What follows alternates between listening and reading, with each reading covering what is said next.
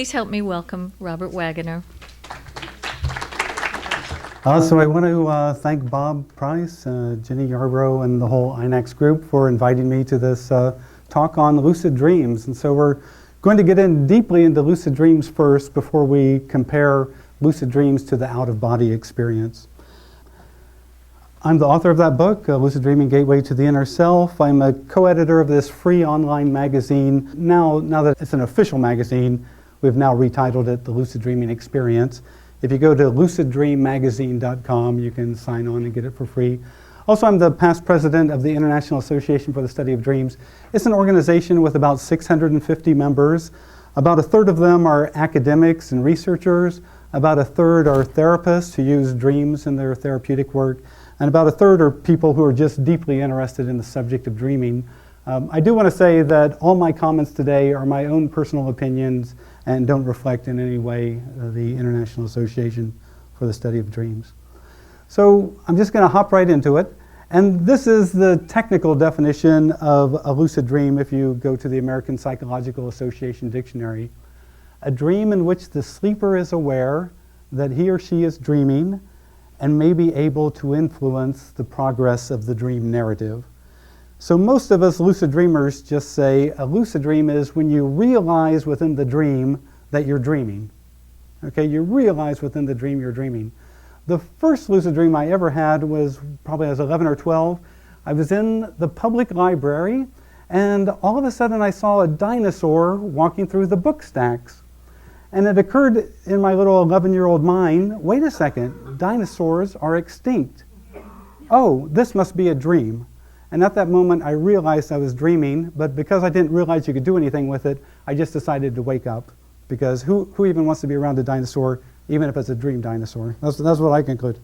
So this is basically what lucid dreaming is, realizing within a dream that you're dreaming.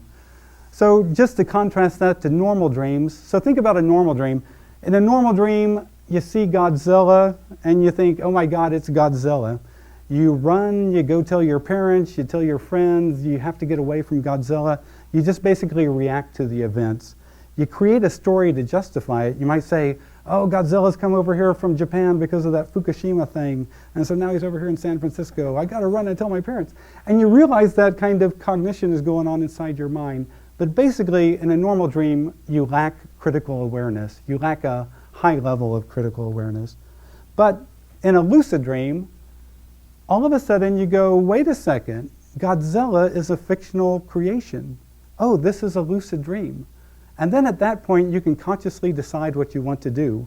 If you want, you can turn to Godzilla and ask Godzilla, Godzilla, why are you chasing me? Or Godzilla, what do you represent? And the amazing thing is that oftentimes Godzilla will tell you exactly what he represents. And it's quite fascinating to hear a dream symbol identify itself or its purpose within the lucid dream.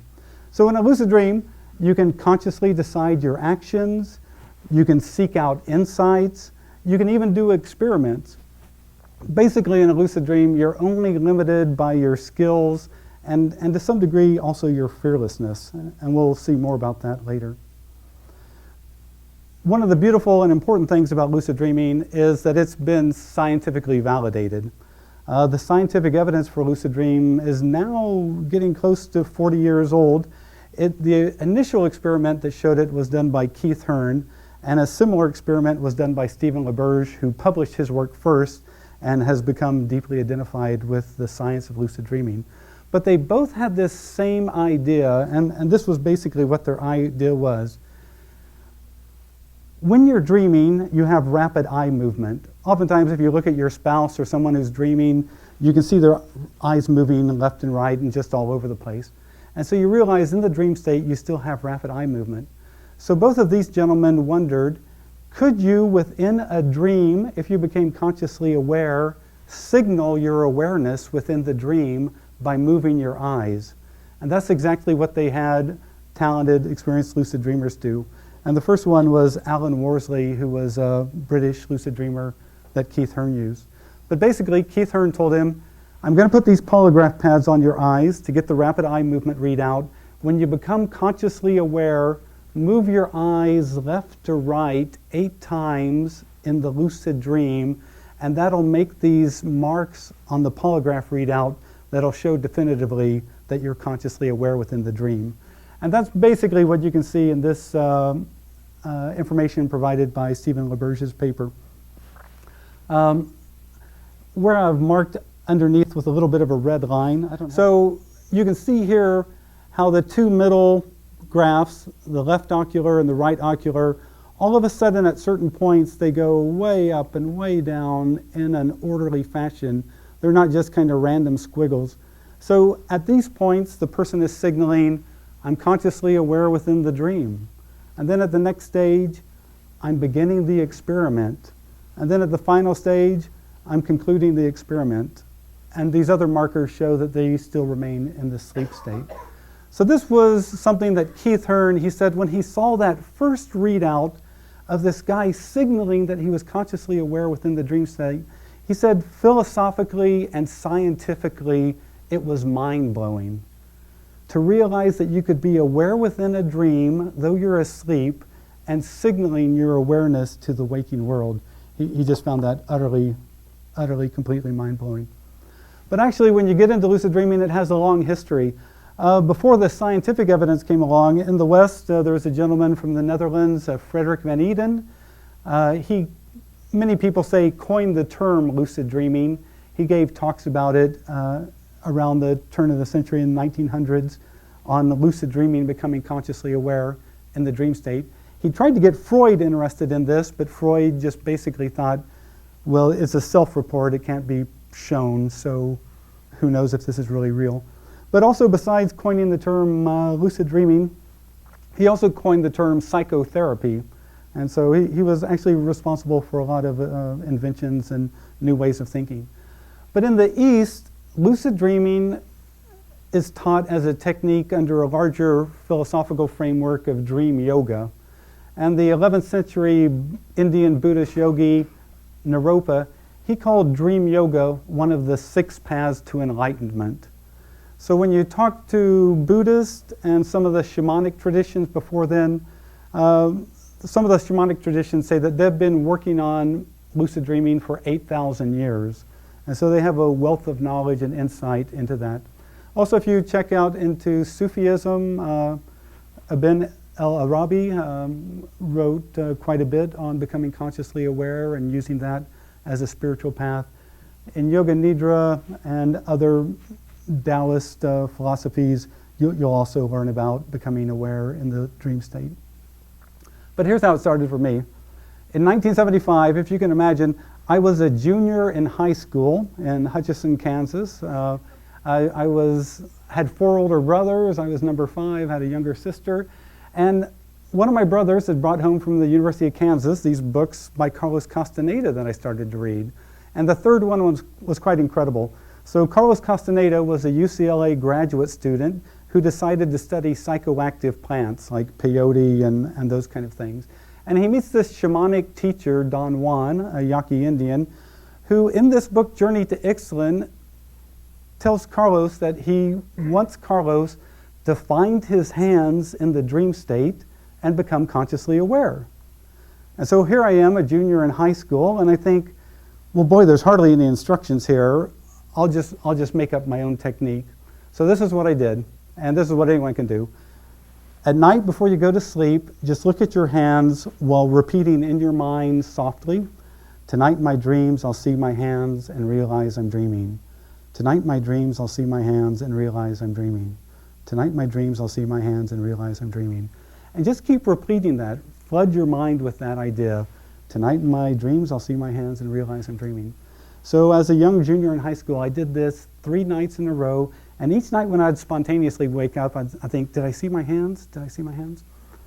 On the 3rd night, I'm walking through my high school hallway when all of a sudden, just like they're spring-loaded, boom, my hands literally popped right in front of my face. And I thought, oh, my hands, this is a dream. And it was so amazing to realize that these football player guys over here, they were dream figures. And this wall in my dream was actually composed of dream stuff. This was really quite an incredible moment when I realized, became consciously aware within a dream. So I stepped out of the high school hallway over to the administration building. I started to admire the brickwork because the detail was so utterly fantastic. Then all of a sudden something happened that Don Juan had told Carlos not to do, which is stare at something fixedly. Because as I stared at the brick wall, all of a sudden it began to shake, and I realized, oh, the lucid dream is going to collapse. And Don Juan had told Carlos, if that ever happens, look back at your hands to renew the power of dreaming, or basically stabilize the dream. So I looked back at my hands, but this time something extraordinary happened. All of a sudden, my palm prints became giant canyons, like Grand Canyon size, and I became a dot of awareness floating through the palm prints of my hands while consciously aware. And I just was totally amazed as I floated through. I knew it was my palm prints, but how did I become this little dot of awareness floating through there? And then finally, I popped back to normal size, decided I wanted to go flying. I flew about 10 feet before I got so excited I woke up. So that was my first lucid dream. And after that, I was totally hooked. I thought, oh man, this is the most incredible thing out there. Since that time, I've had easily, I believe, 1,000 lucid dreams. But also at that time, I began to have what people call out-of-body experiences as well. So imagine this. I'm laying in bed, and all of a sudden, I start hearing this humming around my head, like 1,000 buzzing bees are around my head. And I started to feel this weird energy in my body. And sometime I would view the room from a perspective about 5 feet above the bed. And I thought, what is going on with me? What is this weird thing? And finally, one of my older brothers, when I explained the symptoms to him, he told me, oh, you're having out-of-body experiences. And he suggested I read Journeys Out of the Body by Robert Monroe. And I learned about out-of-bodies basically at the same time. But when it came to lucid dreaming, out-of-bodies were kind of freaky and a little bit scary and all the energy and everything, but lucid dreaming was just totally fun. And so here's how fun lucid dreaming was. So you got to realize, I'm doing this back in 1975. The scientific evidence doesn't come out until 1980. So at first what I'd do is, in a lucid dream, I'd fly like Superman. You know, it was just an utter blast to fly around. You could walk on water. You could walk through walls. I could ask a dream figure a question. One time in a lucid dream, I saw my friend Andrea, and I realized, oh, here's my chance. I grabbed some crystals that were on the steps, and I asked Andrea in the lucid dream, hey, Andrea, what does this represent? I wanted a dream figure to tell me what the symbols in the dream represented. And she looked at me, and I remember her saying, hope and consciousness. And I woke up and I thought, wow, a dream figure told me what the dream symbol meant within a dream. I thought it was just amazing what you could do. And also what I learned as I got into college was actually in lucid dream you can also get involved in lucid dream sex. And it's very safe, and that's why I put up this reminder that no one can be harmed in lucid dream sex, at least as far as I'm aware. But I want to tell you, if you follow this path, it has incredible depth to it, just fantastic depth. And I think as you go through this with me, you'll see the depth of it. The beautiful thing about it is when you really understand lucid dreaming, you see that it's a revolutionary tool to explore, experiment, and transform the psyche. And just not your own personal psyche, but societal and scientific understanding of what the psyche really is. But you really have to take lucid dreaming on a deep, deep trip. So here's kind of where we are with the science of lucid dreaming currently. We're looking a little bit at the lucid dreaming's effect on body functions. Also the lucid dreaming effect on the brain, on neurological structures. There's been some research done on lucid dreaming and its prevalence in society.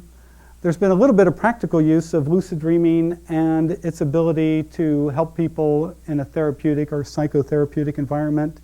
And what I think you'll find most interesting is what pioneering lucid dreamers are doing conceptually with lucid dreaming. So here's some of the first science, and then I want to show conceptually what this leads to. So here we have a photo of Stephen LaBerge, who did a lot of the initial pioneering research on lucid dreaming. And so he wanted to look about when you become consciously aware within a dream, can you influence your physical body? So think about that. You become lucidly aware, you move your dream eyes, but your physical eyes also move, and we can see that on the polygraph REM readout. So then he thought, well, what about muscles? So he put on these measures of muscle activity on each forearm, and he told the people, when you become consciously aware, signal with your eyes. Then when you become consciously aware, signal you're going to begin the experiment. Then in the lucid dream, I want you to clench your left fist and your right fist, left fist, right fist in order, and then conclude the experiment by signaling with your eyes. And what he found is that on the physical forearms, there was subliminal muscle movement. That in a lucid dream, when you clenched your lucid dream fist, that actually on a very weak level, there was muscle movement occurring in your physical muscles. So then he took it further and he said, okay, in a lucid dream, can you affect your respiration? So he had people come in, he said, okay, when you become lucidly aware, signal you're lucid, then in this lucid dream, breathe more rapidly, and we'll see what happens.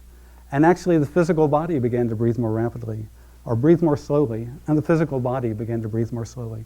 So then he took it one step further, and I kind of alluded to this earlier. A lot of us lucid dreamers by the early 80s had realized that in lucid dreaming you could practice safe sex. So he thought, what would the sexual act in a lucid dream look like physiologically? And so he brought in some people. One of them's a friend of mine. I'm not in the book, her name is Miranda, but that's not her name in waking life. And he brought her into the sleep lab. He had a female nurse put like 16 physiological measures all over her body. I'm not going to go into the details, but he told her, when you become consciously aware, signal you're aware. When you find a partner in the lucid dream, signal that, and then have intercourse with the partner, lucid dream sex. What he discovered in all of these 16 physiological measures, almost all of them were exactly like the actual physical act of sex, except for 2 of the measures were slightly reduced, and I think those was breathing and heart rate. But he concluded, lucid dream sex has as powerful an impact on the dreamer's body as the real thing. So you can see this kind of psycho-physical parallelism. You do it in the lucid dream state, and it actually affects your physical body. But here's how lucid dreamers are taking this further. Oh, and I guess he did 2 more studies. If you sing while in a lucid dream, your right brain hemisphere activates. If you count in a lucid dream, your left brain hemisphere activates. And so that's what you would expect in the waking world as well. So you can see how all these lucid actions parallel the physical results that you'd expect in waking reality. Can you physically heal yourself in a lucid dream? If you can make all those changes, all those physiological changes in a lucid dream, why can't you physically heal yourself in a lucid dream? And the incredible thing is, in my book I have an entire chapter on this, and there's about a dozen examples of people who, by all appearances, have physically healed themselves in the lucid dream state. I also include 3 examples where people didn't have any change and show how they related to the lucid dream differently. But I want to tell you that in this magazine that I co-edit, that comes out quarterly, the Lucid Dreaming Experience, basically every issue now we're getting a couple of examples of people who have healed their physical body in a lucid dream state. Last week on Facebook, this guy wrote me, he said, I was just reading your chapter on healing in a physical dream, in a lucid dream. He said he had this jaw infection. He became lucid that night. He decided to heal himself. And he said when he woke up, 90% of the pain was gone. He said it was like someone overnight had given him a massive dose of Novocaine. He said it took a couple days for the puffiness, all of that to disappear, but he said the pain basically went away instantly. So here's an example. Here's an example from my book. A woman had plantar warts on her feet. These plantar warts were so painful that it was really hurt her to walk. And so for months she had been trying to visualize these things to go away, but they just wouldn't go away. So a friend told her, hey, why don't you try to take care of this in a lucid dream? She became lucidly aware. She remembered her goal. Oh yeah, I want to get rid of these plantar warts. So what she did, in the lucid dream, she created a ball of healing light between her hands. She put it over each of her feet in the lucid dream, intending for them to be healed. She said when she woke up, she looked at her feet. Overnight, all the plantar warts had turned black, and within 9 or 10 days, they all fell off and never returned. So you could see how you could do this as an actual scientific medical experiment. You get a non-life-threatening ailment like plantar warts or some skin ailment that can't be treated. You teach half of the group how to lucid dream, how to use lucid dreaming for healing, the different techniques, and the other half you just basically let them be and come back a year later and see who's had the most change. And I'll tell you, if you truly know how to use lucid dreaming for this and you want it and have a reason to do it, you can do it quite easily. In the magazine, we did a special issue on healing and lucid dreams, and this woman sent in this report. So this woman was in her 50s. She had to have a heart valve operation. She goes in for the heart valve operation, but it doesn't go so well, and so what they do, they have 4 tubes coming out of her chest to deal with all the leakage from the heart valve operation. 10 days later, she's still in the hospital, and she is sick of being in the hospital. And finally, she decides that if she becomes lucid, she's going to try to take care of this. That night, she becomes lucid. She remembers, at first she was going to go flying, but then she thought, oh no, I need to heal my heart. So in the lucid dream, she rips open her gown. She sees the 4 tubes coming out of her heart. She pulls out the tubes, and she said what was so funny is immediately from the tubes start becoming expressed flowers, peace signs, colored light, and these kind of octopus kind of tubes are floating around free in the hospital room. And so she had this sense that she had been healed. When she woke up in the morning, the nurses came to check the drainage that would all go into this one container, and the nurses reported the leakage had stopped, and the next day they let her out of the hospital. But what I want to say is, I'm just getting more and more reports of people who are physically healing themselves in the lucid dream. And by healing, I don't mean in every case that it's 100% improvement the next day. Sometimes they've improved things 70%. Or sometimes what would have taken 2 weeks to recover from, all of a sudden they've recovered in 4 days. And so that's when I talk about healing, I'm kind of using it in a broad term.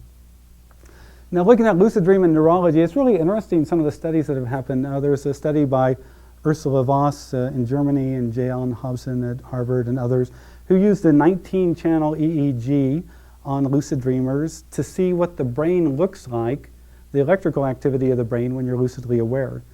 And so in any case, I think what we're seeing here, this is the brain while waking.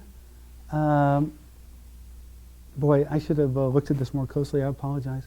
But what they basically stated was that they saw that in the brain activity in the lucid dream, that the ancient part of the brain, which is always active in dreaming, was active, but also they saw parts of the frontolateral cortex, of the cerebral cortex, that were activated simultaneously when the person became lucid.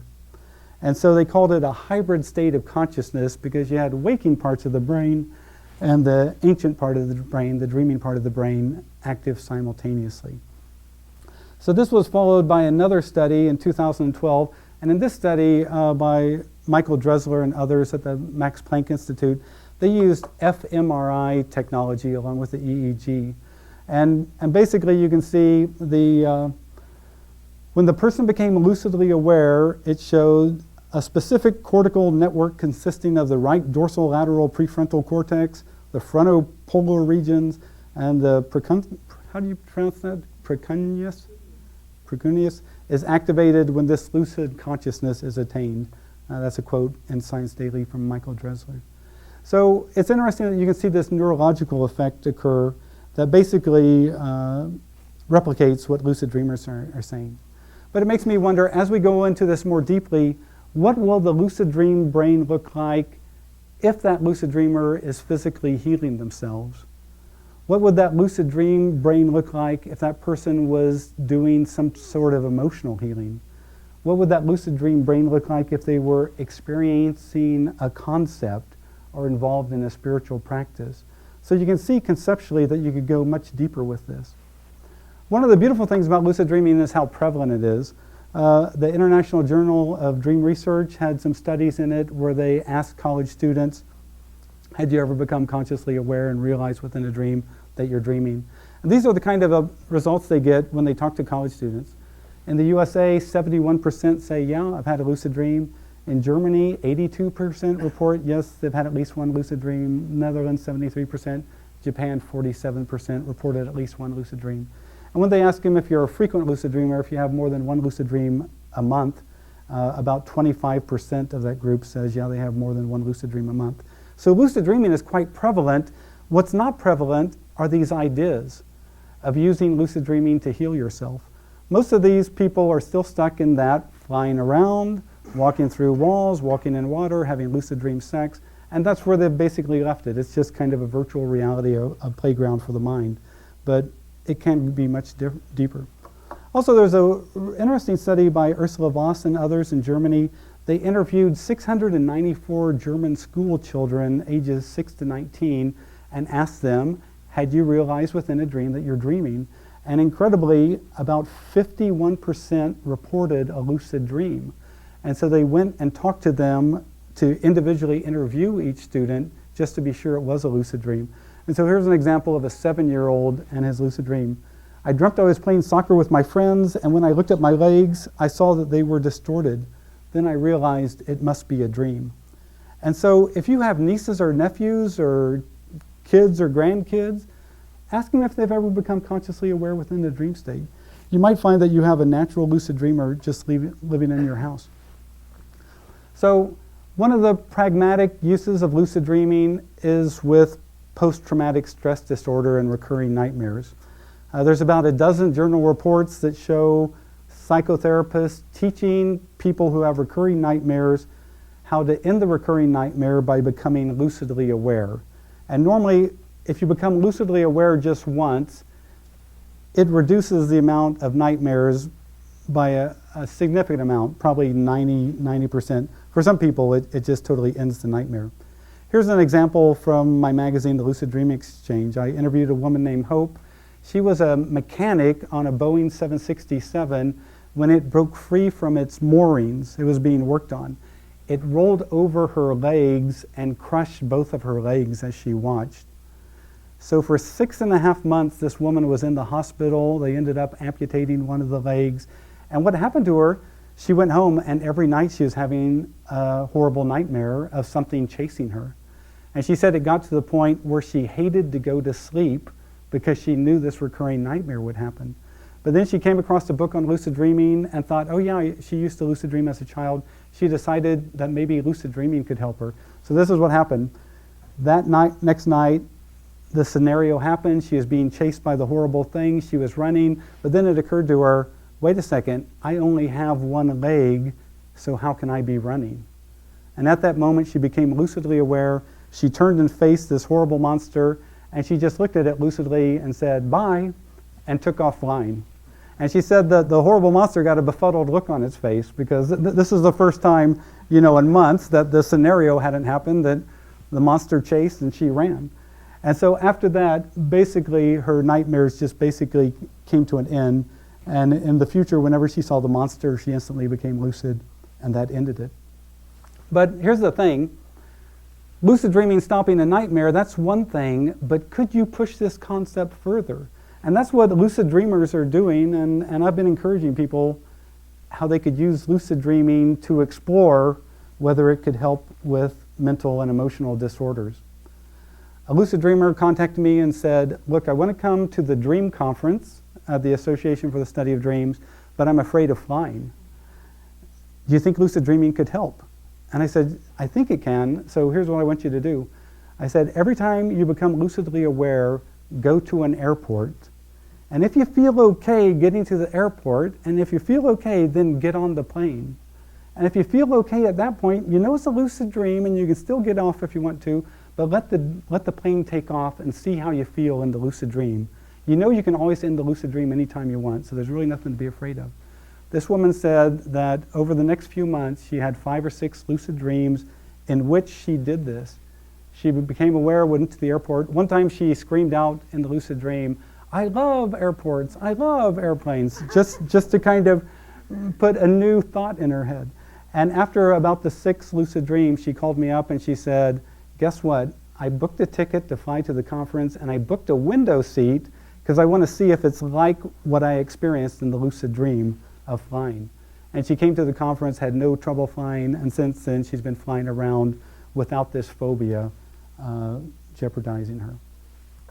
A lucid dreamer contacted me and said, "Look, I have anxiety in my life. I have persistent anxiety and it really bothers me. Could lucid dreaming help?" And I said, well, it might be able to help. And here I felt a little bit odd because I'm kind of getting a little bit out there. So here's what I suggested she do, that she become consciously aware in the lucid dream and that she just shout out to the larger awareness of the lucid dream, "I want to be free of anxiety for 1 week." And so I put in there just to say this for 1 week because if you live next door to an axe murderer, your anxiety is probably very well placed, and also you should be anxious. But I just wanted to see how this would function for 1 week. She said in her next lucid dream, she became lucid. She shouted out, "Hey, I want to be happy and free of anxiety for 1 week." She told me the next day, it reminded her of being a little girl. And I asked her, "What do you mean?" And she said, when she was a little girl, she didn't have anxiety. And that brought her back to that earlier time when she was a person free of anxiety. And so she kept doing this, and her anxiety basically disappeared. She went to her normally scheduled meeting with her psychiatrist. The psychiatrist said, "What's happening to you?" Because he could tell as soon as she walked into the door that her anxiety had decreased to such a profound state. And she explained this lucid dreaming practice, and he put her on the lowest level of medication for anxiety. And now I don't think she takes any medication at all, because she's basically used lucid dreaming. But you can see how lucid dreaming could help you conquer fear of heights, fear of public speaking. But what about compulsive habits? And I hate to borrow another lucid dreamer's lucid dream, but I will. A friend of mine, Charlie Morley, who teaches lucid dreaming in London and has written a book on lucid dreaming, one of the people that he taught became consciously aware in a lucid dream and went up and started talking to a dream figure, and the dream figure introduced it to him as, "I'm your body, and I'm here to ask you to stop smoking." And so in the lucid dream, the lucid dreamer and the body start having a talk, and the lucid dreamer tells the body, goes, "Look, I've tried to stop smoking a number of times, but each time I have horrible cravings." So the lucid dreamer said, "Look, body, if you can stop the horrible cravings, I'll give up smoking." And the body said something like, "I'll see what I can do."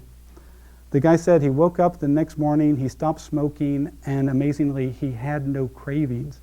He said he could hang out with other smokers and have no cravings, that he just went cold turkey from then on. So it shows you that some of these obsessive compulsive disorders, kind of some of these compulsive habits, could they be taken care of by becoming consciously aware at the level of the dreams? I think the reason that lucid dreaming might help with this kind of thing is that lucid dreaming, it's a safe place to practice. You know you're within this kind of virtual reality of the dream state. It's a place where you can insert constructive ideas. You can symbolically resolve issues. And sometimes the symbolism really helps. And also sometimes, like in the case of the woman, "Let me be free of anxiety," that's where I'm asking people to connect to a larger awareness to help them with this issue.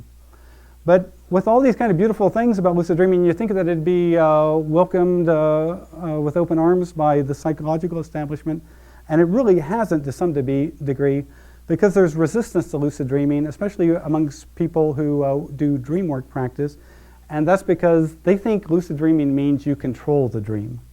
And I'm here to say the exact opposite. The metaphor I use in my book is the sailor does not control the sea, neither does the lucid dreamer control the dream. So think of a sailor out there on the sea. You relate to the sea, the boat, the weather, your own abilities. And in the lucid dream, you have to relate to all of that. You can influence the lucid dream. You can relate to the larger awareness, but you don't control the lucid dream. So here's some examples of control. I asked the dream figure, so I'm lucidly aware, I asked the dream figure "Do you know I'm dreaming you?" The dream figure responds, "How do you know I'm not dreaming you?" Okay, think about that. When the dream figure looks at you and say, "How do you know I'm not dreaming you?" And then what happened to this woman? She said, "Well, look, I can fly." And the dream figure said, "Well, look, I can fly too." And everything the woman did to show her superiority, the dream figure also mimicked. How do you call that control? Or let's say you're in a lucid dream, you fly through a wall, on the other side you see a castle and a white horse. Who put the castle and the white horse there if you control the dream? You don't control the dream. All that appears by virtue of some other process. Or you read this oftentimes in lucid dreams, "I began to fly but got so excited that I woke up." If you think that you control the dream, but you get so excited that you wake up, you realize that you really don't control the dream, that you're relating to things, various principles, you influence the dream. So on my book website, lucidadvice.com, I have a place where people can ask me questions, and I love this one from a young guy, Brandon. "In many of my lucid dreams, my mom appears, and I don't know why. But she always appears when I might be doing things that are inappropriate or wrong. She just stares at me and makes me feel really uncomfortable. Even though I know I'm dreaming and try to get rid of her, she won't leave. Do you know why or have any suggestion? Thanks." So imagine some 15-year-old kid, he's thought of this idea, lucid dreaming sex, and all of a sudden, dang if mom doesn't appear, and she looks, like she doesn't approve. So in any case, I bring this up just to show you something else, that the lucid dream responds to your belief system and your mental state. If you have a feeling of guilt, you will, on some subconscious level, produce symbols that reflect that sense of guilt. That's probably what's going on here. But I just bring this up to show that you influence the lucid dream, but total control, no.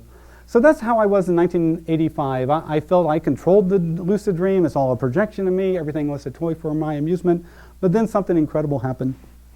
I was part of a 3-year lucid dreaming group that every month we had a goal to complete. And 1 month the goal was find out what your dream figures mean in a lucid dream. So I became lucidly aware. I followed a woman into an office. There were 4 people in the office. So I turned to this one guy who had on a 3-piece suit and a gold watch chain and the whole thing. And I looked at him and I asked, "Excuse me, what do you represent?" So at that moment, I expected him to tell me what he represented. But all of a sudden, something strange happened. From above him, a voice boomed out a response. And the response didn't make total sense, so I said, "Now what?" And then it explained and made total sense. But a voice boomed out from above. And so that really changed my mind, because at that moment I began to think there's something behind the dreaming. Besides myself and the dream figures, there's something behind the dreaming. And so to experiment with this, I began to do interesting things. When I would become lucid, I'd ignore the dream figures and I would just shout out questions to the awareness behind the dream. Like Jenny said, I was a big reader of the Seth material by Jane Roberts. And in the Seth material, there's this idea that everyone has a feeling tone. That's the essence of themselves. And so I became lucidly aware. I ignored everything and I just shouted out, "Hey, I want to hear my feeling tone." And all of a sudden, 100 feet above me, this little black dot appears. And from it comes this very high-pitched, "Ah." And I thought, whoa, this is interesting. And as I watched, this dot formed a conical shape, and that "ah" kept getting louder, "ah." And as that conical shape grew, it started vibrating me, the lucid dream figure, in the middle of it, as this "ah" sound was getting up to hundreds of decibels. And finally, it basically vibrated, this "ah" sound vibrated me out of existence. And then my awareness took up residence in this other figure who was watching this vibrating cone of "ah" sound that was my feeling tone. That other figure thought, okay, now I have to recapitulate that figure. Okay, who was that? And it was searching its mind for me. And as soon as it came across me, all of a sudden I became lucidly aware, sitting in a full lotus position. My fingers were in a mudra, glowing gold from within. I was looking at the house that I was sleeping in, and I thought, what just happened to me? And I thought, oh, it's that ah sound. And I thought, whoa, no, not going back to that. So what's interesting about this, not only in the Buddhist dream yoga tradition, ah is the mantra sound of lucid dreamers want to achieve. And so in some of their techniques, they actually use the mantra ah and a visualization of ah to become lucidly aware. And it shocked me that that was my feeling tone. Later on, when I read about the Hindu idea of mantras, mantras begin from a little seed syllable, a bindu, and that's what I feel like I saw 100 feet above me, this little black dot, and then from it was coming this ah sound. But it was all news to me at that time. But basically, the point I want to get across here is in a lucid dream, you can ask to have conceptual experiences. So here's what other lucid dreamers have asked. Dustin Lucas, artist up in Montreal, he would become lucidly aware and go look for art he could create. So he became lucidly aware when he realized he's in a desert because he knows he lives in Montreal. He looks around with his pad and pen, and all of a sudden he sees this in front of him. Anyway, it's incredible that you seek out in a lucid dream, what could I paint, and then you see this. Because if it was someone like me and I said, what could I create in a lucid dream, you know, I would probably see that. I would not see that experience there. That's what would probably happen. Now you sometimes wonder, okay, well, does this really have any meaning? I remember my niece Jane was home at Christmas one time, and I asked her if she'd had any lucid dreams, and she said, oh yeah, I've had 10 or 15, but they don't mean anything. And I go, well, what do you mean they don't mean anything? And she said, well, when I become lucidly aware, if I'm in a bad part of town, I'll paint up the buildings and bring in flowers and trees. And I thought, wow, a lucid dream designer, that's kind of cool. And I said, well, if you want to find out if they have any meaning, this is what I want you to do. The next time you become lucidly aware, just shout out to the lucid dream, hey dream, show me something important for me to see. So a few weeks later, she's being chased by a lion in Kansas City. She hides behind a rock. The lion is jumping over the rock. And then she thinks, wait a second, lions don't run free in Kansas City. This must be a dream. She becomes lucidly aware. She stops the lion. She shouts out, hey dream, show me something important for me to see. A long blue hallway appears. At the end of it's a white-haired lady. She goes down there, and it's her great-grandmother, Nunu, who passed away when she was like 5 years old, that Jane really didn't know very well. This great-grandmother is really funny. She congratulated Jane for her great timing, and Jane said, well, what do you mean? And the great-grandmother says, oh, I get out of purgatory tomorrow. And the funny thing about this, my niece kind of was unchurched and had to ask me, what's this purgatory thing that she was talking about? And I said, I was kind of like a holding cell. Anyway, so they have this long talk. Her deceased great-grandmother and her, and the great-grandmother has been deceased for like 15 years by this time. At the end of it, the great-grandmother says, I want you to tell your mom to remember the back room in my house. And my niece says, what? And the great-grandmother insists, I want you to tell your mom, remember the back room in my grandmother's house. So Jane wakes up, she gives me a call, she goes, what do I do with this? And I said, you're the one who wanted to know if dreams have meaning. You have to call up your mom and tell her about this experience and ask her what's the deal with the back room in great-grandma's house. She calls up her mom bursts into tears. Her mom says that the happiest moments in her childhood occurred in the back room of great-grandma's house because there every Saturday morning all the grandkids could meet and dress up as kings and queens and princesses, and there were no rules in the back room of great-grandma's house. So what I'm saying here is she wanted to know if dreams had any meaning, if lucid dreams had any meaning. Here she meets someone who's passed over, and not only that, she meets someone who passes over who provides her information that later she can validate and see that this was more than just a mere dream figure. So you would think, okay, well, gosh, Robert, you know, maybe that's just the subconscious just kind of somehow knows, or she's just somehow knew in some long-winded way, and the subconscious just kind of pulls up anything. But in my book, I mentioned that there's a number of examples where people's requests are refuted. A woman who does the website LD for All, it's a lucid dreaming forum, Pascal, she shouted out in a lucid dream, "Show me the beginning and end of the universe." And all of a sudden the non-visible voice replied, "The universe has no beginning or end. Or the universe has no beginning and no end. The universe is an everlasting cycle." So you can see how this inner knowledge sometimes refutes the premise of your request and brings you something else. But you can also take this much further, and this could also be done scientifically. In my book, I talk about a college student who wanted to know, could you really get information outside of your own knowing in a lucid dream? And so I wrote back to him and I told him, look, you're a good lucid dreamer. You come up with an experiment and prove it to yourself. So he asked around. He talked to a young woman in his dorm who had a bizarre freckle on her back. And she goes, look, the next time you become lucid, you come find my bizarre freckle, and then we'll see, can you get unknown information in a lucid dream? So that week he became lucid, but the first time he goes out into the hallway to get to her room, people jump out of their room, start yelling at him, telling him this is real. He was just totally hassled and he woke up. The next time he became lucidly aware, he thought, I'm not going out to the hallway. I'll just intend her to come into my room. And all of a sudden the woman enters his room. She turns around and there's this bizarre freckle right above her rump. And he said in the lucid dream he was really surprised because he kind of thought she had hinted that it was along her sides. But that's where he saw the bizarre freckle. So an hour later when he got up, he went down to her room. She said, look, I'll put on a t-shirt. You put your finger where you think it is and I'll pull up my t-shirt and we'll see. He said he put his finger exactly where he saw it in the lucid dream. She pulled up her shirt and his finger was touching her freckle. Okay. In another case,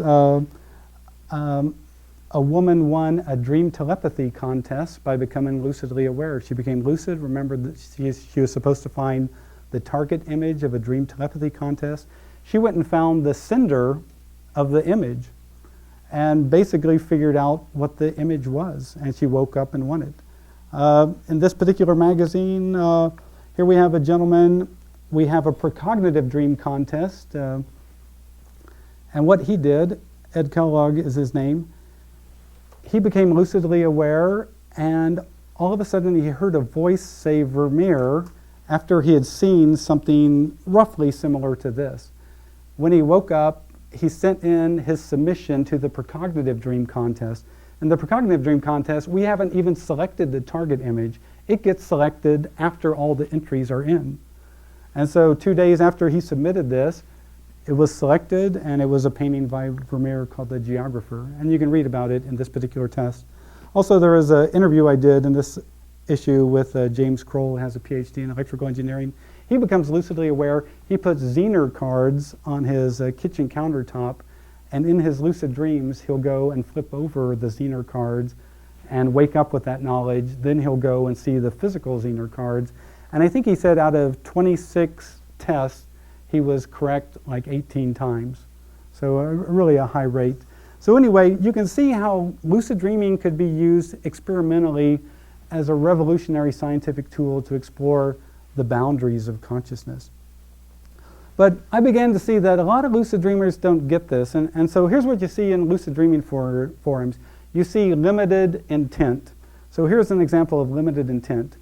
When I open that garage, let me see a red Ferrari. So you go open the garage, and there's a red Ferrari. And if you're a 19-year-old guy, you hop inside it, you start it up, and you tool around, your dream world and your red Ferrari. A limited intent specifies exactly what you want to see. But when you start to use unlimited intent, that's when you engage a larger knowing. So unlimited intent would be becoming lucid and shouting out, hey, dream, show me something important for me to see. Or, hey, dream, show me the most important artwork I can create at this time. When you do that kind of thing, you ask the larger knowing to give you examples of what it might be. So, to some degree, in a lucid dream, we're kind of, when we just involve ourselves in the dream figures and the dream setting and environment, we're kind of just involving ourselves with the projections of that self. But actually, if you know how to use unlimited intent, you can go beyond the waking self to that larger awareness and pick up its creativity, information, and conceptual knowledge. I remember one gentleman, I used to have a radio show on Iowa Public Radio, and one time it was on dreaming lucid dreaming and creativity. And so a guy called in from a former member of the University of Iowa Writers Workshop, and he said whenever he got stuck writing a novel, he would call the novel characters to him in the lucid dream and ask them, what's wrong with this novel? And he said the incredible thing was sometimes the dream figures would announce, oh, you never should have killed Mary in chapter 3. You know, we need her at the end of the book to explain Grandpa's secret or something. And so you can see how you can use lucid dreaming to access this larger knowing. So I think what lucid dreaming provides us is evidence for an inner awareness. And Carl Jung talked about the self. Ernest Hilgard in Deep Hypnosis talked that there is a hidden observer. In religious traditions, we have the idea of the soul. But I think what lucid dreaming is actually providing us harder evidence for an inner awareness. In my book, and the reason I call my book Lucid Dreaming Gateway to the Inner Self is basically I pulled some quotes from Jung, and I'm just going to go through these real quick. So Carl Jung said, we have no knowledge of how this unconscious functions, but since it is conjectured to be a psychic system, it may possibly have everything that consciousness has, including perception, apperception, which is perception of perception, memory, imagination, will, affectivity, feeling, reflection, judgment, etc., all in subliminal form. So he's saying the unconscious might have all of this, and if it could be shown to be a psychic system, it would definitely have those characteristics. He goes on, if the unconscious can contain everything that is known to be a function of consciousness, then we are faced with the possibility that it too, like consciousness, possesses a subject, a sort of ego, which brings out the real point of my argument, the fact namely that a second psychic system coexisting with consciousness, no matter what qualities we suspect it of possessing, is of absolutely revolutionary significance in that it could radically alter our view of the world. So basically what he's saying is if someone could come along with some sort of tool and show that there's a larger awareness with all those characteristics, perception, imagination, memory, will, and all that kind of stuff, it would basically prove that there was a second psychic system coexisting with the waking ego self. And I really think that that is what lucid dreaming does, and that's why I call the book Lucid Dreaming Gateway to the Inner Self. I think lucid dreaming proves the existence of an inner self. And that was kind of what Carl Jung was talking about as the goal of his Jungian psychology, was kind of this integration of the conscious mind with the unconscious mind, to begin to integrate these so that you had a greater awareness of external reality and also inner reality. So you might wonder, well, how does this inner self respond? And basically, the inner self will assist you, but only when called upon. So you have to ask. Also, it almost in every case seems interested in educating and instructing you. It has incredible ability to create with greater detail and knowledge that you have. And it never seems to take on any role of trying to usurp the waking self or unleash negative instincts like our good friend Sigmund Freud suggested. Now, if you're a person who has an interest in spirituality and lucid dreams, here's just some ideas to take home. If you become lucidly aware, stop what you're doing and decide to meditate and see what happens. Some people who've meditated within a lucid dream have extraordinarily transcendent experiences within seconds. It's not even minutes, within seconds. Because oftentimes the Buddhists say that when you're at that level of awareness, anything done at that level of awareness is 7 to 9 times more powerful than the same action performed at the waking level. So think of that. Every night, 22% of every night you're in that dream state. Why is that so evolutionarily important? That every night you spend 2 hours in the dream state. And then when you do something like this, meditate in a lucid dream, I'll tell you, it'll utterly blow your minds. Also, if you become lucid in a dream, do not go and seek God, because basically you're going to blow all your fuses and you won't get anywhere. So here's what you should do instead. If you become lucidly aware, ask to experience a quality of the divine. Hey dream, let me feel divine grace. Or hey dream, show me unconditional love. I've been doing an online workshop this week, and 2 or 3 of the people have become lucidly aware and shouted out, let me experience unconditional love. and they've all had profound experiences. I talked to a woman in London who had heard me talk in London earlier. She said she shouted it out, let me experience unconditional love. She said her experience was so blissful that when she woke up, she basically cried for joy for 15 minutes because the experience was that profound. But what's interesting, as you go deeper into the spiritual aspects of lucid dreaming, sometimes you don't encounter a figure, you encounter light, aware light. And sometimes you encounter geometric forms. And sometimes you experience sound in just totally new ways. So lucid dreaming has extraordinary depth. Also, it's funny, sometimes you'll become lucid because you see deceased people. So this happened to me in 1999. My father had passed away 2 years earlier. And all of a sudden, I'm in this dream and I see this ladder, and here comes this guy down it, and I realize, oh, it's my dad. Oh, but dad's dead. Oh, this must be a dream. So I realized this lucid dream. The first thing that happened, I started to laugh because he had such a bad haircut. I thought, my dad cannot even get a good haircut in the after-death state. I thought, there is something wrong here. And then I wondered, though, my larger critical mind came into play, and I thought, well, wait a second. Is this my dad as a spiritual being, or is this my dad a symbolic projection of me? And so I went up to my dad and I thought, okay, I'm going to get to the bottom of this. I greeted Dad. I said, Dad, you're from the land of the dead. When do you think Mom's going to die? And he said, oh, probably in 2 to 6 years. And I said, of what? And he said, a heart condition, which really surprised me because my mom had never had any heart trouble. Then I asked him some more questions, and he told me, time out, I've come to tell you things. And he told me about 3 things, and that was the end of it, and I woke up. Anyway, 23 months later, almost 2 years to the day, my mom went to the hospital and almost died of a heart condition. And then about 3 years after that, she went to the hospital and almost died again of a heart condition. And the second time it was caused by a prescription drug that was shown to be damaging people's hearts. But in any case, she made it through that period and is going to be celebrating her 90th birthday here in July. So this is what I want to say. In a lucid dream, could you show evidence for a person's existence in the after-death state by lucid dreamers asking questions which could later be verified? And I have a whole chapter on this in my book. But because Bob in his questions asked me, okay, talk about lucid dreaming and your ideas of lucid dreams and OBEs and a larger conceptual framework, I have to tell you how far I took lucid dreaming. So I'm just going to run through this really quick. So remember, in 1975, I began lucid dreaming. 20 years later, in 1995, I basically, by that point, came to see lucid dreams, dreams, and even waking reality, all experience as co-created realities. And by co-created, I mean they were created by my waking self's awareness, beliefs, ideas, thoughts, and my larger awareness going along with that.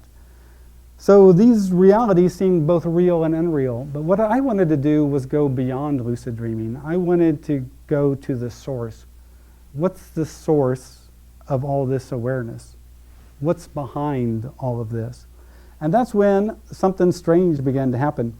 Every night, or not every night, but I would go to sleep at night, and the entire night it'd be nothing but blue light. And I remember the first time this happened, I woke up and I looked at my dream journal and I thought, what do I put in my dream journal? Blue light? I mean, nothing happened. There was no me, no action, no symbols, no plot, no nothing. It was just blue light the entire night. And on one of these blue light nights, I went down to the breakfast table the next morning, and my wife, Wendy, asked me, she goes, Robert, what's happening to you? And she sounded really concerned. She said that she had woken up in the middle of the night and looked at my face, and she said she'd never seen someone so blissed out before, so in utter bliss. And she wanted to know what was happening. And I said, well, I'm trying to understand the true nature of reality, and I'm beginning to have some really strange experiences. So then, after a few of these blue light things, I noticed that there was this odd Asian man who would occasionally appear in my dreams and lucid dreams around that time, who kept encouraging me to go further. And I thought, wow, this is really strange. What's happening to me? Then one night, in a lucid dream, I met a being composed of blue light who was like 16 feet tall. And I began to laugh because I could see this being composed of blue light. It had a white sash, and it had this little trident in the crook of its left arm. And I just started to laugh. I didn't know if it was a blue light god, a blue light monster. I didn't know, how does a person in a lucid dream relate to a blue light being? And so I decided to do a Carlos Castaneda thing, which was always you try to get beyond whatever's there. And right as I ran up to it to try to get beyond it, this inner explosion happened. And when I woke up, I thought every cell in my body has been changed. I just had this sense of a cellular change. It was truly fantastic. But finally what happened was this. On the final night, as I was going to sleep, my inner self that I find as a very real thing asked me if I really wanted to go to the furthest extreme, because if I did so, I might cease to be. And I told my larger awareness, I said, look, if I don't go to the final point, I'll always view all of this as just some sort of sick, tragic comedy. I have to go beyond, even if it means I cease to be. Because what it's really trying to say is you have to let go of every aspect of the projective self, all your beliefs, thoughts, emotions. You have to let it all completely, utterly go. And even the idea of self, you just had to let it go. It was an utterly profound experience that night. And that night, if you can imagine awareness being aware within awareness, that was the experience. I popped out of suddenly that experience ended, and there was a gentleman standing there, and I asked him, what was that? Was that a lucid dream? And he said, oh no, to go to a lucid dream, go here. And I stepped into that space, I'm going through a tunnel, I pop into a lucid dream. And when I woke up, I thought, what was that first experience, that awareness within awareness? And it wasn't until 3 years later that I heard Tenzin Wangyal Rinpoche speak. He wrote the Tibetan Yogas of Dream and Sleep. And he said he said this quote here. He said, the goal of dream yoga is the recognition is not of an object by a subject, but is the non-dual recognition of pure awareness, the clear light by awareness itself. So that's what non-duality is about. There's no subject-object. There's awareness recognizing pure awareness. And that was the first time I'd ever heard anybody talk about that experience intelligently. In fact, I didn't even talk to people about it because I didn't even know how to talk about it. And I was stunned to see that there was a whole tradition around non-duality, and in some way I had bushwhacked my way to that without knowing how, with being, a Seth reader and a Presbyterian in the middle of Iowa. So somehow you can do this if you just try. So this is a quote from Tenzin Wangyal Rinpoche's book, The Tibetan Yogas of Dream and Sleep. So he's talking about the goal of dream yoga, and so what the final recognition, the goal is not of an object by a subject. So it's not me looking at Jenny or me looking at the screen, but it's a non-dual recognition of pure awareness, the clear light, by awareness itself. So there's no me, it. There's no there, here. It's awareness being aware within awareness. And it's actually an extraordinarily difficult thing to talk about because we have a language based around duality. I did this, I saw that, this happened to me, and all that. We don't have a language based around this. So it's an utterly profound thing. In some respects, it reminds me of volunteering for a near-death experience. I mean, basically, you let go of self. And I don't mean that, I'm going to let go of Robert now. I mean, you let it all go. You do things that just are even hard to imagine. So now I want to turn to the second half of my talk and kind of get to this issue of lucid dreams and OBEs. Because I've had both. I've had more lucid dreams than OBEs because I enjoyed lucid dreaming more than OBEs. But to me, there's kind of a taxonomy here. Lucid dreaming and OBEs are much like a house cat and a mountain lion. They both have fur. They're both vertebrates. They're both mammals. They're both warm-blooded. They both have, nice fuzzy ears and little whiskers and all that kind of things. They're similar. A house cat is similar to a mountain lion, but they're definitely not the same as you go to the final expression. So think of a lucid dream by definition. By definition, you're having a lucid dream when you realize within a dream that you're dreaming. But look at a definition about OBEs. It'd be something like your awareness has moved apart from the body and explores the home locale or other dimensions while aware. Okay. Realizing within a dream that you're dreaming, awareness separate from the body. The definitions don't even sound similar. So look at this. At the beginning, what do lucid dreamers report? Oh yeah, I was in a dream, I saw dinosaurs, I thought, wait a second, dinosaurs are extinct. I realized within the dream I'm dreaming. What about OBEs? I had a car accident, flew out the window. All of a sudden I looked down on my lifeless body as I floated above it. Was that a dream? I had a heart attack. All of a sudden I'm floating at the roof of the medical facility. Is that a dream?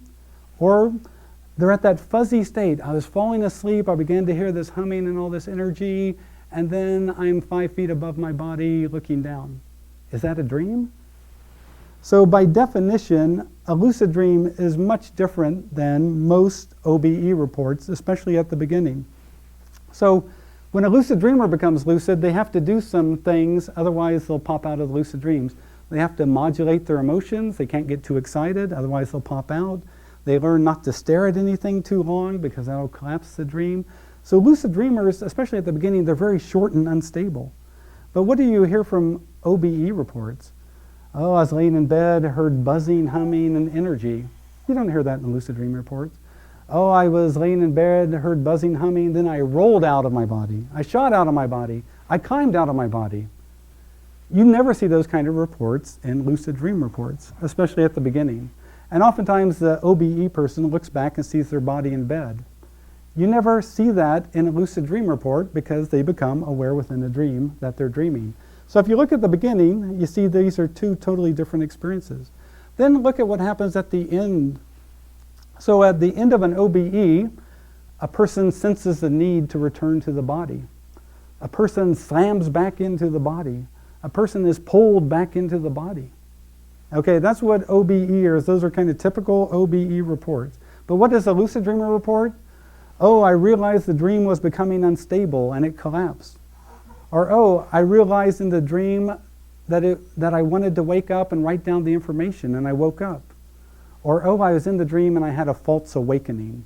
And that's when you think you're woken up and you turn over to write down your lucid dream in your dream journal, and then you notice you have a pink carpet. And you think, wait a second, when did we get a pink carpet? Then you realize, oh, I'm still dreaming. Boom.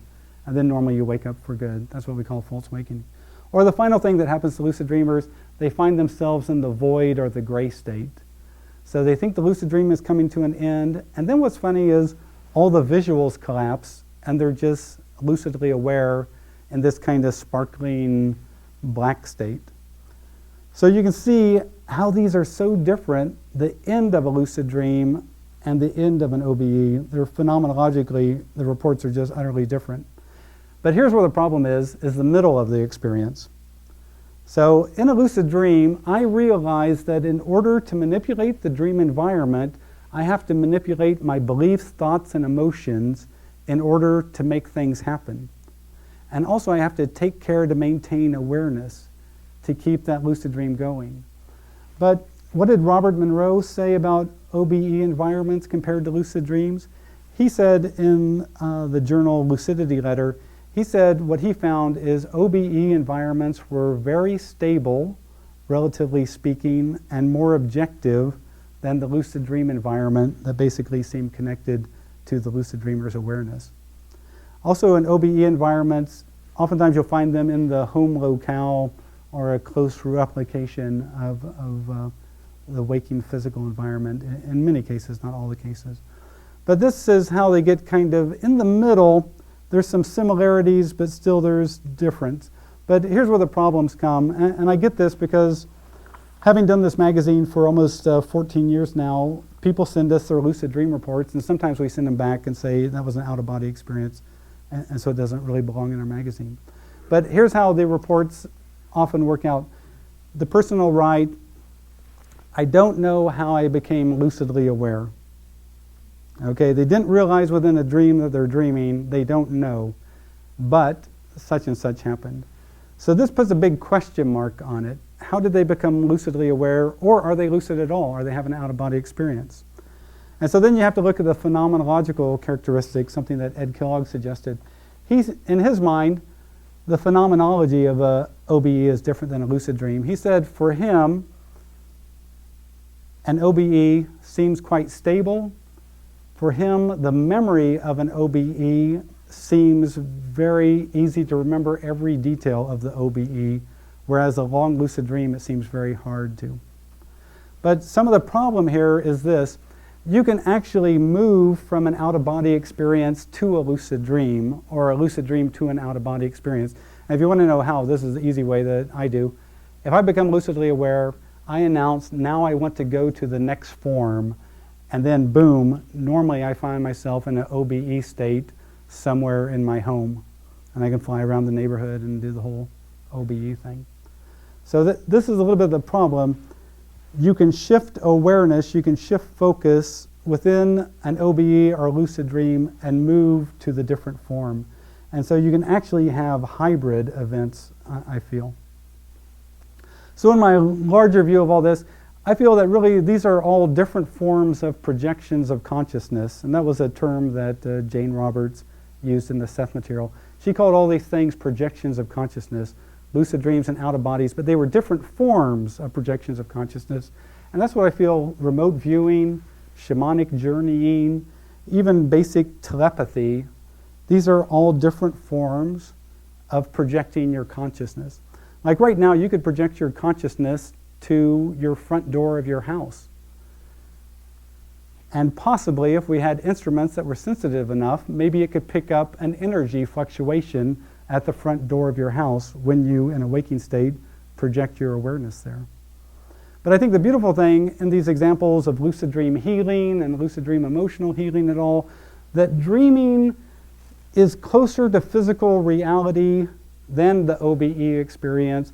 And that's why lucid dreamers, I think, are more likely and more able to influence their physical body, their emotional self, and actually physical reality. Because dreaming is closer. 2 hours every day you spend in the dream environment. If you've been alive 11 years, one of those years has been spent totally in the state of dreaming. If you have rats that you allow them to sleep, but you deprive them of dreaming, you feed them well, you let them sleep, but you don't let them dream, basically after 5 or 6 days, if I understand correctly, they die. They spontaneously die. What's up with that? So dreaming of all these various dimensional kind of views seems much closer to the physical waking reality than OBEs. So like a house cat to a mountain lion or a cougar, they're similar, these projections of consciousness. They're related, but they're not exactly the same. So in the big picture, here's kind of my conceptual framework as I went deeper in lucid dreaming. After I had the experience of non-duality happen, I realized that we exist in an interconnected oneness. So think of non-duality. In one way, what you're saying is an interconnected oneness. Okay? Also, taking a page from the Seth book, the second thing I realized, and Seth said this, that science has gotten to the point, or physicists have now, where they realize that matter and energy are basically different forms of the same thing. I think what we're getting to in these experiences, and what I came to learn, is matter and energy and consciousness are fundamentally different forms of the same thing. And when we come to view that scientifically, we'll realize that everything is waking and alive. This room is alive at a different level. The chair is conscious and alive in that sort of sense at a different level. Bob asked me, so do I think awareness separates from the body? Well, the answer is that it seems to, but if we exist in an interconnected oneness of matter, energy, and consciousness, basically what really happens is awareness simply shifts. Maybe you could say it shifts focus. But I truly believe that we exist in this interconnected oneness. Also, Bob asked, what about the nature of individual differences in experience in OBEs and those kind of things? And I really feel it's due to different intents and focus. We all have different intents. Some of us want to explore the local environment. Some of us are interested in the infinity out there, different dimensions. Also, I believe that some of us have firmer belief systems and project out onto the environment we experience our own beliefs. So if you have a very rigid belief system, oftentimes you'll project onto it what it is that you believe. So then Bob wondered, well, how can you tell whether these experiences are subjective or objective? So in a lucid dream, this is what we do. If you become lucidly aware and you want to know, okay, you just shout out to the dream when you see a bunch of dream figures, hey, all thought forms, which are basically saying projections of my mind, must now disappear. And sometime every dream figure will disappear. So every dream figure was a thought form, was a projection of your mind. But sometimes you'll shout that, and half of them will disappear, and then the other half will look at you like, come on, you couldn't tell that we were not projections of your mind? So this is how lucid dreamers do it. It's kind of like in hypnotic trance. Okay, you're in deep hypnosis, and now they've created another Ginny. And so the hypnotized person is thinking, the hypnosis person will say, which is the real Ginny? Well, the hypnotized person, if they're thoughtful, they'll say, okay, fake Ginny, raise up your hand. And when fake Ginny raises up her hand, then, oh, that's the fake one, and there's the real one. Because the fake one responds to the manipulations of the mind. Okay? So, but the thing of it is, here's an example of an objective occurrence. One time in a lucid dream in a restaurant, and I'm just admiring the detail, and in through the door walks my friend Mo Monroe. And I think, oh my God, it's Mo. And I run up to her and I said, Mo, this is a lucid dream. Do you realize this is a dream? And here's what Mo looked like. She had rapid eye movement. I could see her eyes going like this. Her head was kind of like rolling this way and that. She looked like a drunken sailor, you know, who was dreaming at the same time. And I realized I had to get her into my dream. And so I thought, okay, here's what I'll do. I grabbed her around the waist. I began to levitate. And I said, Mo, see, we're floating. This is a lucid dream. But still, she had her rapid eye movement and her head was kind of going like this. She couldn't focus in my lucid dream. And finally, I couldn't think of anything further to do, so this is what I did. I put my fingers in a peace sign and I just shoved it in her face. And I said, Mo, do you see this peace sign? You can use it as a symbol to help you become consciously aware in a dream anytime you want. And I woke up. So in the morning, I live in Iowa, she lives out in the Bay Area. I thought she'd give me a call or send me an email, nothing. And so I just kept it to myself. 3 months later, in waking reality, I'm out in the Bay Area on a business trip. I call up my friend Mo because I see I have some free time at lunch. She says, oh sure, I'll meet you for lunch in Burlingame. Here's the name of the restaurant, I'll meet you there. I'm standing outside in physical reality. Here comes my friend Mo walking up the sidewalk. All of a sudden she walks up to me and all of a sudden, boom, she shoved a peace sign right in my face. And I asked her, I said, Mo, why are you doing that? And she said, I don't know, I just felt like it. So this would suggest that on some deeper level, she had picked up and we had truly met, and I had passed on this peace sign to her, but on a deeper level, she wasn't aware of it. But in any case, you can get objective information, I feel, to show that some lucid dreams show mutual meeting. So the difficulty of verifying some of these experiences, you know, there's a lot of things that make some of these experiences difficult to verify. One is, and especially OBEs, because oftentimes OBE people feel like this is they are in this realm. But what they might actually be in is a probable realm that's very similar to this realm. And the reason I say this is because of false awakenings. Oftentimes lucid dreamers, they think they've woken up, they write down their lucid dream, they get in the shower, they take a shower, they go down to the kitchen table, and all of a sudden they have a different spouse. And they think, wait a second, and boom, they realize they're dreaming. I mean, they literally might have a 3 or 4 minute false awakening. And one time I remember having 7 false awakenings in a row. By the final false awakening, if I would have woken up and had 3 kids, a dog, a brunette for a wife, and a station wagon, I would have just gone with it. Because I was just sick of popping through these virtual realities. And so it makes me wonder, why do we even have false awakenings? What I'm trying to suggest is literally that might be an experience of probable realities that you're popping through, because it's just small things. I read somewhere, and I wish I'd kept this piece, but one time I read that Bertrand Russell, the famous philosopher, as a college student, had 1,000 false awakenings in a row. And that's why he decided to study philosophy to understand the actual nature of reality. But anyway, I think sometimes in out-of-body experience, it seems like this reality, but it's this reality once removed or twice removed. Also, what I've learned in lucid dreams is sometimes the information comes symbolically. And that's something I don't think out-of-body experience people realize, that sometimes they get symbolic information. Like, here's an example. I was in a dream. I realized I was in the middle of Kansas, and I thought, oh God, what am I doing here? And all of a sudden I thought, well, I should go to the area of the most energy. And so the most energy was, there's this church with the doors wide open and all the light coming out of it. So I go up to the church. It's all full of people. I think, oh geez. I walk into it. Then I notice, wait a second, there's an open casket at the front of the church. And I think, oh, this is a lucid dream. I'll just go see what's going on here. I go to the open casket and I look in there, and it's one of my brothers. But his eyes are open. And so I ask him, what are you doing? Does this mean you're going to die in a year or two? And he goes, oh no. And I go, well, does this mean you're going to die in like 5 years or something? And he goes, I don't think so. And I thought, what is this all about? So I woke up.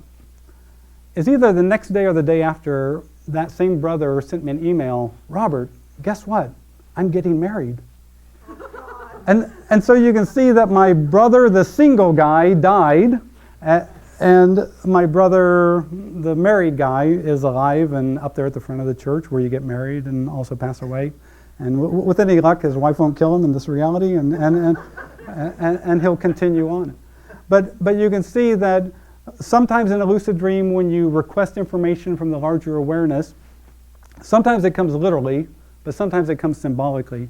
And sometimes I think when people are dealing in OBEs, sometimes they get not literal information, but symbolic information. Bob asked me, is there any dangers? And so when I give talks to college campuses, this is what I tell kids. I go, look, if you cannot handle this waking world, then do not try lucid dreaming or out of bodies. You know, if you find this world too depressing or too whatever, don't try lucid dreaming. And the reason I say that is, normally when you become lucidly aware and you're either of a depressive mindset or whatever, you're going to see your negative energy or your negative projections for you to deal with. And a lot of times those will be utterly fearful. And so until you can handle this world, you know, don't try to worry about these alternate dimensions. Also, in terms of fears, one thing lucid dreamers deal with a lot, and what they realize because they know it's a lucid dream, is I need to deal with my shadow work. And shadow was the idea that Carl Jung came up with, the depressed, ignored, denied aspects of ourselves. You deal with it if you're going to go deeper into dream work. But the problem is, in out-of-body experiences, if you think it's objective, then you think that killer actually exists in some objective world and is after you. It never occurs to you that this might be a projection of your own aggression, this might be a projection of your own fears.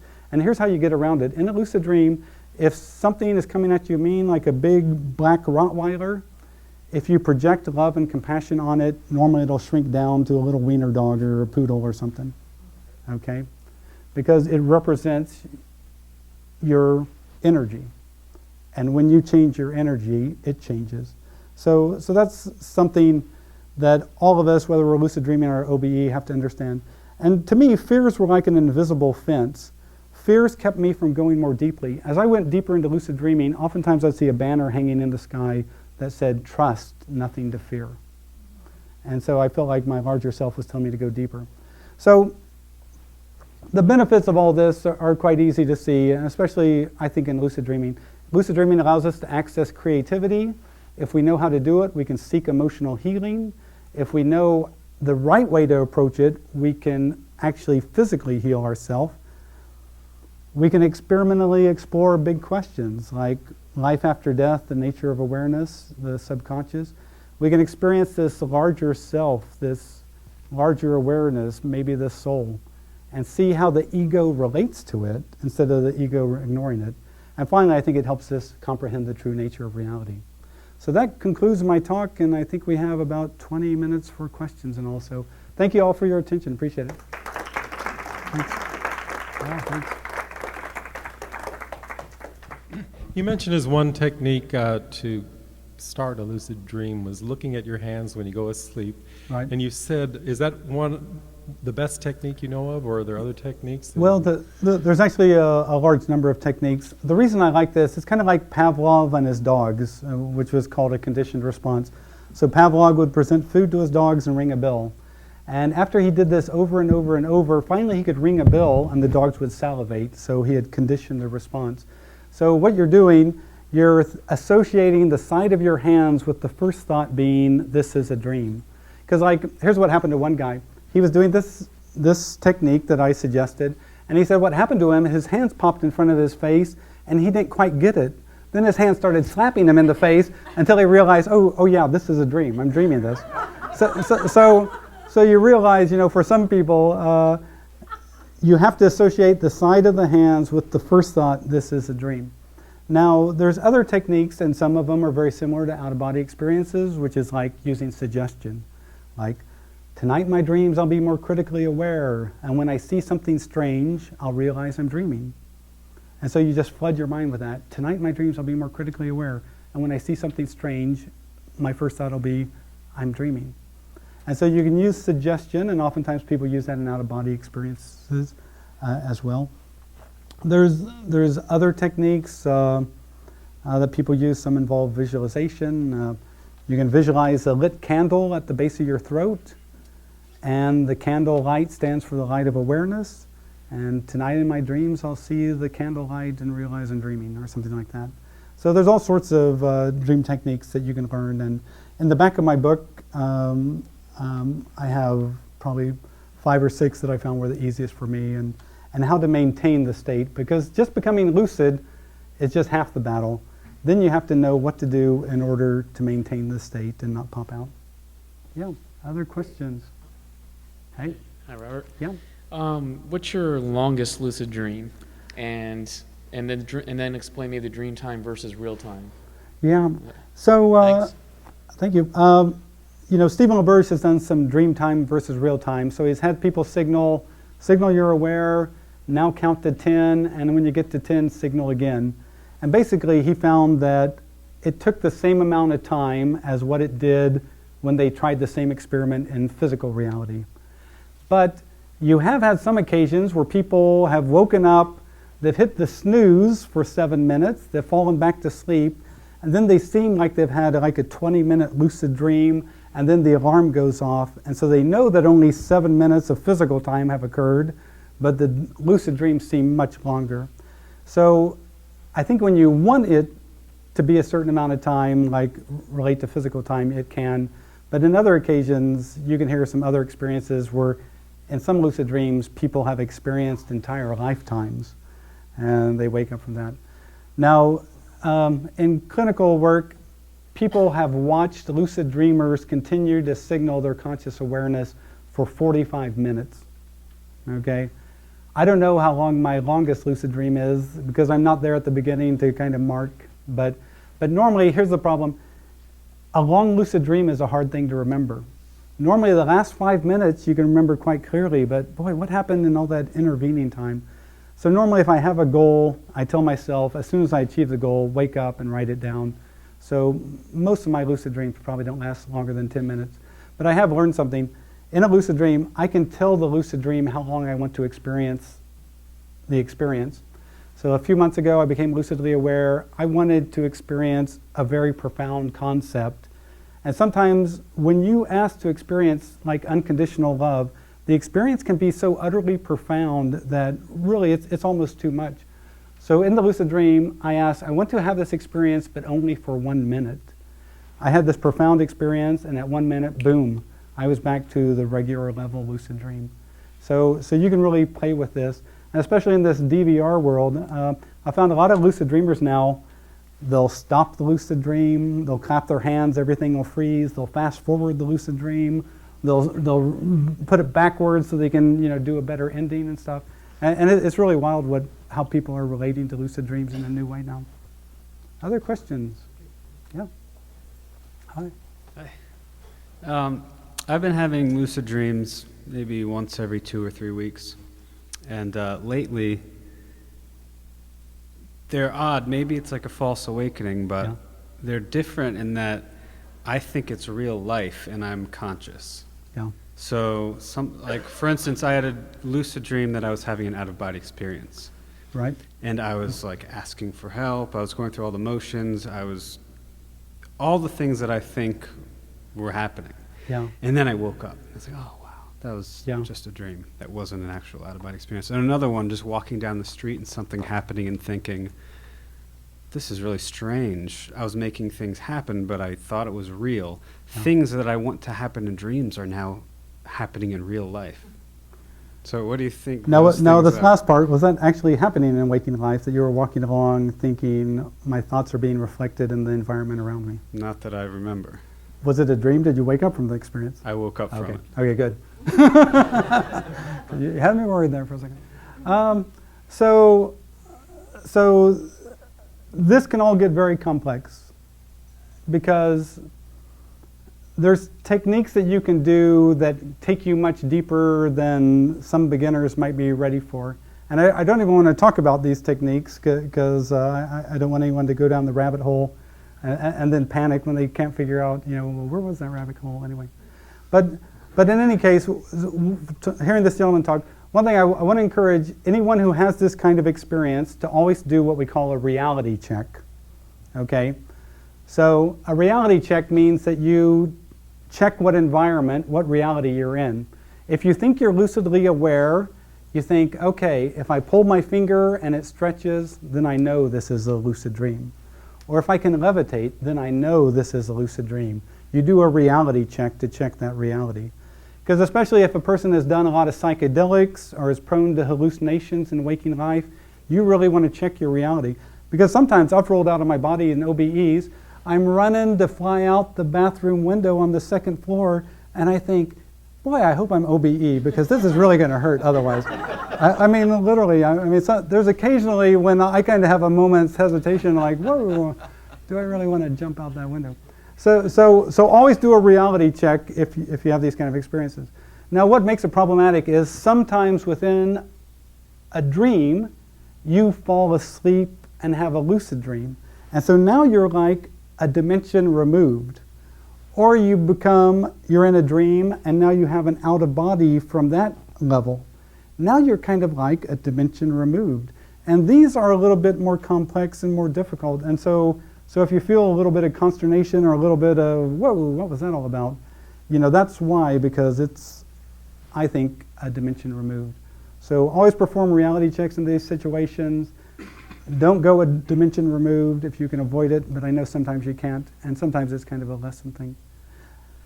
Now, in waking life, I think we do learn that our thoughts are often reflected in our waking experience.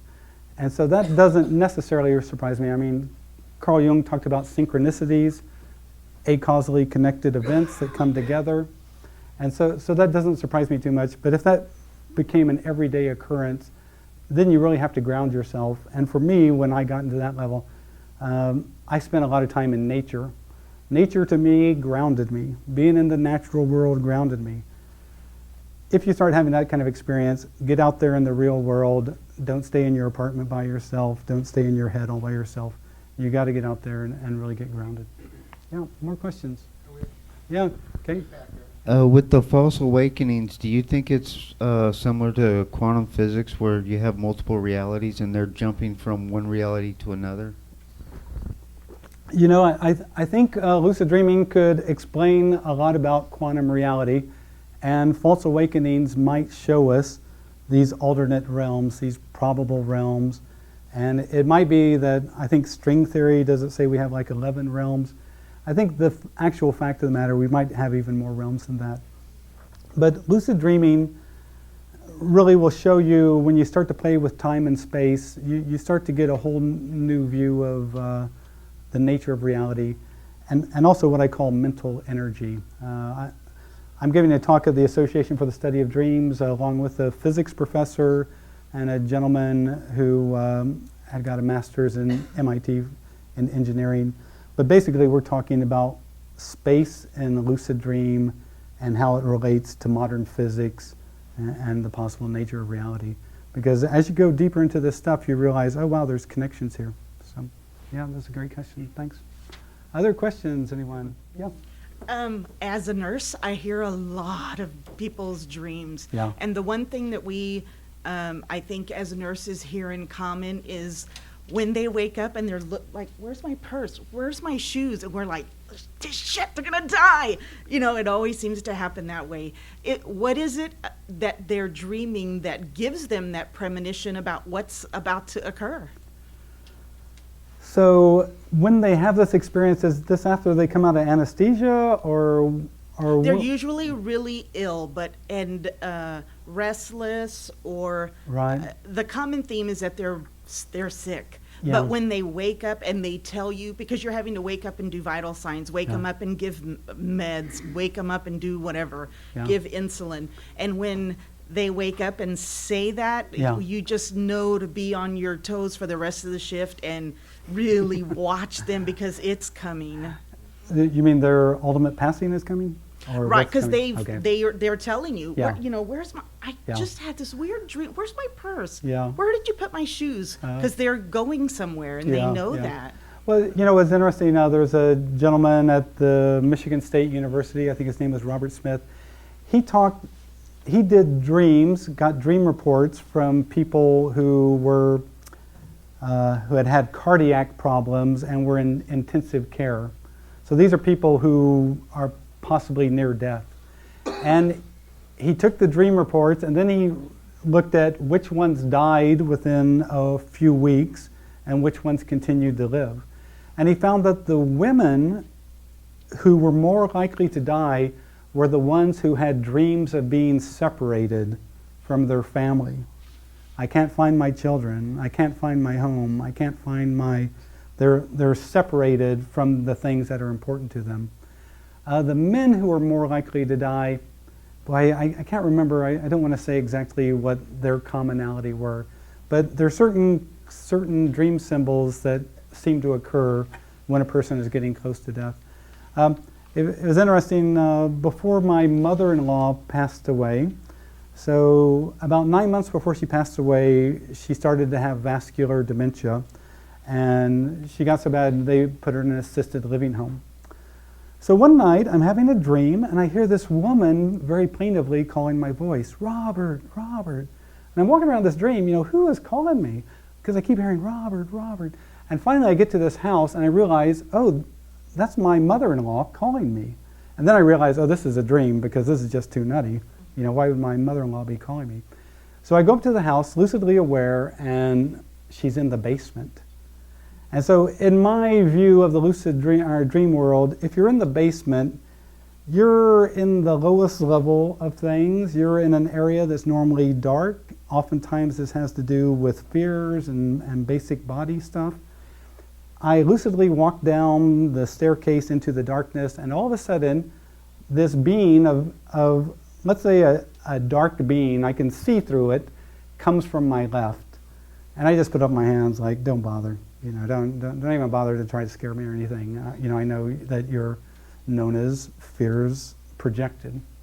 So when I woke up, I told my wife, I go, look, you and your sister's got to get together and talk to your mom about all of her fears, because she has an enormous amount of fears and needs to work through them so she can have a nice passing. My wife calls up her sister in Indianapolis, where the mother was at, and the sister freaked out when she heard my dream, because the sister said in waking reality, their mom was calling for the dead parents, her dead brothers and sisters, and Robert. And it freaked out the sister that mom was only one living person was me. So anyway, they all get together in waking reality. My wife and her two sisters, they talk to their mom. They have the most open, healing, family conversation ever. My wife couldn't believe it. So my wife and I happened to be there the weekend that the mother passed away. We didn't know she was going to pass away. We're moving her from assisted living to the nursing home. Here was the strange thing. When we went to say goodbye to my mother-in-law, Nona, all of a sudden, just like she's a 4-year-old child, she sits up in bed. I mean, she used to scream being put in bed. She sits up like a baby, and light is coming from her face, and she kisses my wife and I goodbye. I walk out into the hallway, and I go to my wife. I didn't want to tell her anything. I said, "Did you see what I just saw?" And my wife said, "You mean light coming out of her face?" And I go, "You're damn right. You saw light coming out of her face." And 4 hours later, as we're driving home, she had passed over. So what I want to tell you is you can learn how to, part of dream yoga in the Buddhist tradition is you use lucid dreaming to learn how to have a good passing. Because what they would say in the near-death experience, if you join grandma and grandpa and the kids and whatever, that means you're going to go into another wheel of reincarnation life, incarnated life. If you're a good lucid dreamer, you realize that the real awareness is the light. That it's just not light, it's just not like 90 watts of whatever shining in your face. It's the true fundamental essence, the essential awareness. And that's the essential reality. But in any case, if nothing else, we helped Nona have a good passing, and it was really a life lesson for me. So all of the nurses who are involved in helping people, and also people in the hospice world, I think a lot of them understand and on some level sense it, but for me it was really wild to, in the last few hours of my mother-in-law's life, to see light literally come from her face and have my wife confirm the same thing. You had a premonitions while you're sleeping. Is that a lucid dream, or? Yeah, you know, premonitions are interesting because I think almost all of us have had lucid dreams or just remember our dreams on occasion have premonitions. So Carl Jung said in some cases he thought it was just our larger awareness telling us that if we continued on our current path, this is likely to happen. So let's say you're a smoker in waking life and then you have a dream that you have lung cancer. Is it a premonition? Is it a foreknowing? No, it's basically saying if you continue down this path, this thing will probably happen to you. But in other cases, you get information that's so outside of your knowing that it can't be explained by your awareness. So what I would say in those cases, in the dream state, we're largely in a state where time and space are fluid. Because think of in a dream, you could be in your kindergarten classroom with your current workmates, you know, talking to aliens, you know, from outer space. I mean, all sorts of weird things can happen. So time and space are really fuzzy in the dream state, and that's why I think precognitive information can come to us in dreams. And in lucid dreams, you can actively seek it out. You can actively seek out information in the future. Okay. I have one question. When I was growing up, I had lucid dreams. I knew they were lucid. I was flying around the solar system, and I knew I was doing it. I could, like, say, go to Mars or Saturn or whatever. So, but that went away, and I don't think it's society putting, you know, the kibosh on it, or because that it wasn't that. It just can't do it anymore, and it wasn't because my parents would have looked down on me for it or anything like that. So, have you had any comments on that? Yeah. You know, I think children have much more intense dream lives because their lives are much more intense. I mean, for a little kid, I mean, going to school, walking by the mean dog, you know, going by the spooky house, I mean, they have a much more intense life than all of us do who are kind of just doing our habitual things. And because they have a much more intense life, they have a much more intense dream life. So I think what happens is oftentimes, especially as we get older, we kind of begin to devalue dreams. That, you know, we got to get up, got to get going, got to get to work, got to do this, got to do that, and we just devalue dreams. So I think that's some of what's going on there, is that if we have enough time in our life and start to value dreams and out-of-body experiences, we can really begin to devote more time to that and all. But lucid dreaming, it helps if you develop the talent when you're young. And that's why I really encourage people, talk to your grandkids, your nieces and nephews, ask them, have you ever become aware in a dream that you're dreaming? And sometimes they'll tell you incredible things, and sometimes they will shock you because they're becoming lucidly aware every night. And I mean, they have fun, you know, they play with dragons, they do all sorts of things, they fly around like Harry Potter. But you can teach them that they can actually do things with this to work through issues and all. Is remote viewing, like, is that different than Yeah. out-of-body experience? You know, so to me, I see all of this as an interconnected awareness. That if you go into a meditative state, you can pick up information remotely because on and some other order, some other level, all of this is connected.